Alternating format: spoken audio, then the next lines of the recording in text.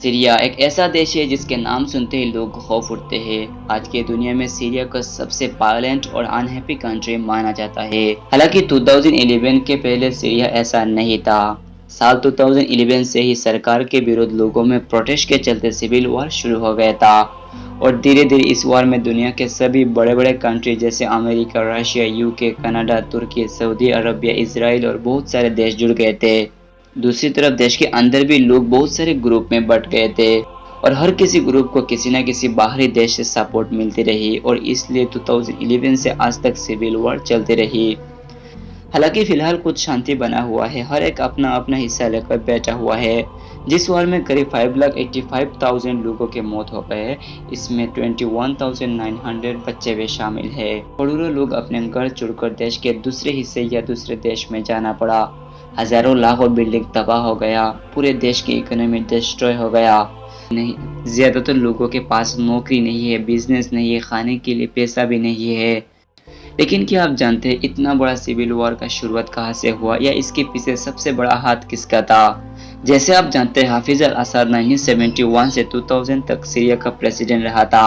इसके बाद उनका बेटा बशर अल असद को 17 जुलाई 2000 में सीरिया का प्रेसिडेंट बना दिया गया। तो अब सीरिया के लोग भी खुश थे क्योंकि बशर अल असद एक हाईली एजुकेटेड पर्सन था।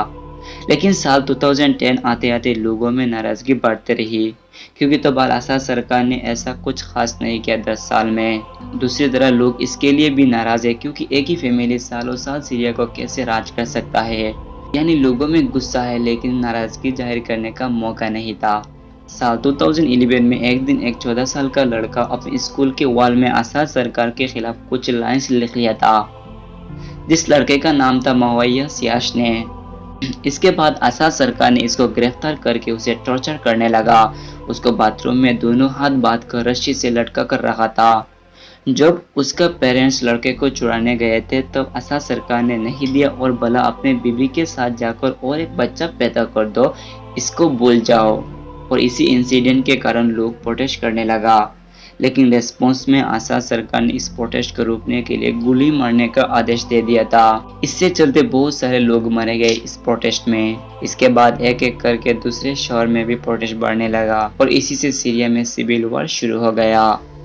मवैया ने अल जजीरा को इंटरव्यू देते हुए बताया, अगर इसका अंजाम इतना खतरनाक होगा मुझे पता होता तो मैं कभी भी सरकार के खिलाफ स्कूल के वॉल में ऐसा नहीं लिखता। हालांकि एक्सपर्ट के मुताबिक ये एकमात्र कारण नहीं है क्योंकि लोगों में पहले से ही नाराजगी था सरकार के खिलाफ।